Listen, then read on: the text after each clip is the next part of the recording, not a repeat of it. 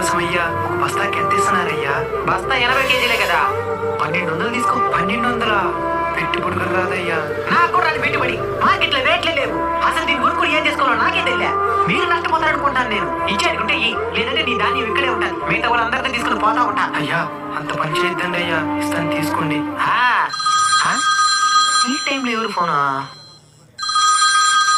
ఈడే ఎప్పుడు చేస్తున్నాడు? అన్నా రైతుల దగ్గర ధాన్యం కొన్నావా? దాన్ని మన దగ్గర నుంచి కొనేదానికి క్లయింట్లు వచ్చున్నారనా? చెప్పు. ఒక బస్తా రేట్ అని చెప్పమంటావా? 3000 చెప్పు. 3000. ఇక్కడ రైతులకి 2500 ఇస్తుండేది. ఆ మాత్రం లాభం కూడా లేకపోతే ఇంకెట్ట? 3000 చెప్పు. సరే అన్న. మంచికి కాలమే ఉండేదిలే. ఇదేనవా? సరే వాళ్ళ బస్తాలను ఒక రేటుకి తీసుకున్నా, మీరు ఎక్కువ రేటుకి తీసుకుంటారు కానీ బస్తాకి ఎంత ఇస్తావో? వాళ్ళందరికీ 1200 కదా. నువ్వు 1200